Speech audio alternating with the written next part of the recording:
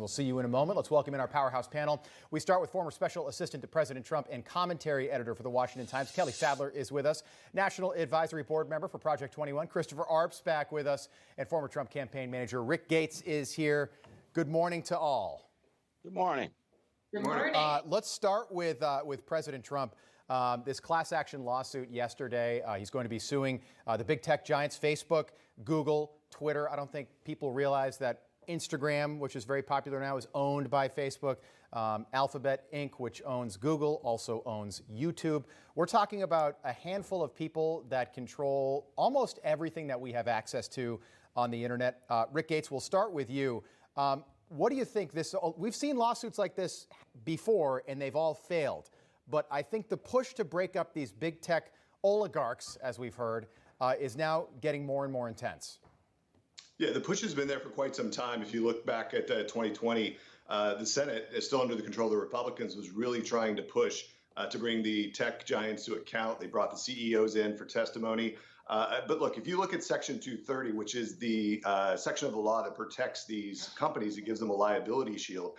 This is exactly what former President Trump has been talking about for years. And there needs to be reform. There needs to be changes to these laws, because they're very onerous and they're obviously very violated in terms of the way that these big tech companies are approaching them. So I think the president former President Trump has done a great thing in bringing the spotlight onto this issue. And I think it's going to be interesting to see how it develops. Yeah, so that's where I agree with you, especially at the tail end there, Rick. See, I think that, you get these lawsuits, you haul Mark Zuckerberg, Jack Dorsey to Capitol Hill to testify. But the fact that the former president is doing this, that's going to force coverage. All right, that's going to draw a lot of attention to this lawsuit. Even if it fails, I think it puts pressure on Republicans. But I'm surprised, Kelly, that this is not a more bipartisan effort, because fine, it might be Republicans and conservative voices being shadow banned and censored right now. But don't think for a second they're not going to come for Democrats, too, at some point. Yeah, but it's advantaging Democrats right now. I mean, they want to end the filibuster, which would put them at a disadvantage sometime down the road when Republicans gain control of the House and the Senate. They want to pack the Supreme Court. So Democrats are always looking at their short-term advantage. And right now they're working hand in glove with Silicon Valley. They like the fact that President Trump can't address the American public every day through his Twitter account. They like the fact that conservatives are targeted for their views and silenced. We know that these big tech giants are publishers. Just look what they've done in the past year. When the lab leak theory out of Wuhan came about, they censored that. They censored Hunter Biden and the New York Post in that story. They've done so much to regulate what the American people see every day. I mean, and there's been studies that show that if the American public was aware of all of these issues that were censored in the 2020 election, the result would have been much different. Well, and I know, Kelly, there was a Trafalgar poll, and you guys covered this for the Washington Times. 57% of Americans, this was pretty shocking. So Trafalgar, by the way, they got the 2016 election right. They largely got the 2020 election right. So Trafalgar is one of the only polling groups that people really trust right now. 57% of Americans thinks Joe Biden is a Pino, which means president in name only. And I know the Washington Times has written about this. I was actually stunned. 32% of Democrats agree. Tell us about this. Yeah. No, that was stunning for me as well. About a third of Democrats believe that Joe Biden isn't in his full capacity running the presidency. But I think this is an open secret among the American people, and especially here in Washington, D.C. We see that the chief of staff, Ron Klein, has a lot of power. We know that there's a lot of Obama administration officials that are in senior level posts. The Intercept actually did a story a couple days ago saying that there's 15 senior executives in the White House that came from West Exec, which is this boutique consulting firm that was run by Antony Blinken. So I think you have all these people behind the scenes that are really pushing the Biden agenda, not Biden himself. Pretty amazing. So 6 out of 10 Americans think that the president is a Pino. I hadn't heard that term, president in name only. I'd heard rhino before. Chris, let's listen to Donald Trump. He was talking about big tech yesterday, and he drew an interesting comparison when he was talking about what he plans to do with this lawsuit.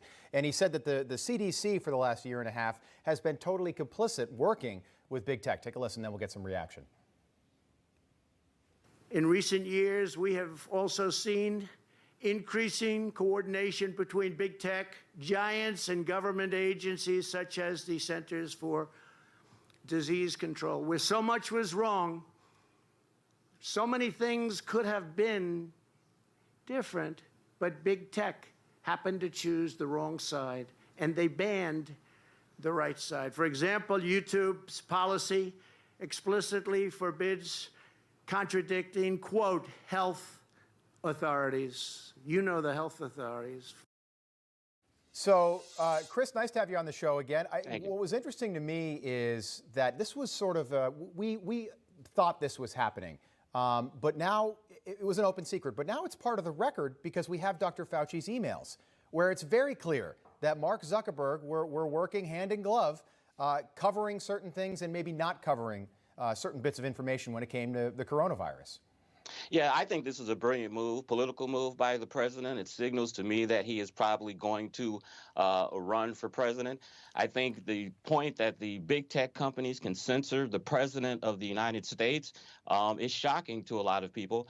And I think this also highlights the fact that big tech is being unfair to the president. And then you see the lawsuit against Trump Organization and his chief financial officer, where they're being indicted for basically not paying taxes on fringe benefits. I think this will highlight to the American people the fundamental unfairness that this president has been subjected to over the last 4+5 years. Rick, you brought up Section 230 and rewriting some of these monopoly laws that are currently in the books. Alan Dershowitz addressed what the framers had in mind when they were writing the First Amendment. Take a listen. Who gave the authority to these people to decide what we can see and what we can't see?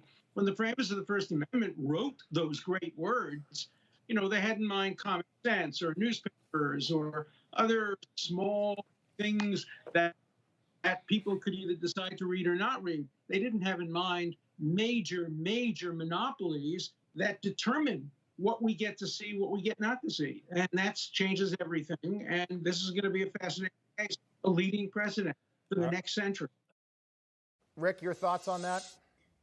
Yeah, I mean, it brings out a very valid point, the dangers of the law itself and what we have now on the books that protects these big tech companies. I mean, look, $124 million was spent in lobbying by big tech companies in 2020. Another $16.5 million went to elections and candidates. So when you look at what big tech is doing, I mean, they're buying the laws. They're buying their ability to be protected. And Alan is absolutely right in this case. And this is the whole argument is we to the lawyer, I mean, the politicians typically see, you know, kind of 5-10 years behind the scenes. You know, big tech is so far ahead of where the lawmakers are in regarding these laws that they haven't caught up with all the issues that can happen. And now what we're seeing with the censorship is something that can happen to Republicans or Democrats. Right now it's being targeted against Republicans, but these laws need to change. There has to be an absolute, you know, wholeheartedly, focus on the reforms that need to go into these laws. And let's be honest, I want to show you this video and I'll talk over it, but you know, Mark Zuckerberg had a heck of a time over the 4th of July weekend. He was out on a lake with a $12,000, it's like a hoverboard thing. Super awkward. I guess it's better than last year's video where he just had a ton of zinc oxide on his nose. He had all sorts of sunscreen on that video. But so there's your leader of Facebook right there. There's your leader of Instagram. And if this is not addressed, and it will be addressed, whether it's by this Congress or whether it's addressed in 2022 when Republicans take control of the House and Senate, I believe, this will be addressed. And if it's not, big tech will get bigger and bigger. When we come back at the top of the hour panel, I want to get into President Biden. He met with the mayor of Chicago yesterday in Crystal City, Illinois, about 50 miles from downtown Chicago. Kind of reminds me of Kamala Harris going to El Paso, Texas, doesn't it? We'll get into that at the top of the hour. Looking forward to it.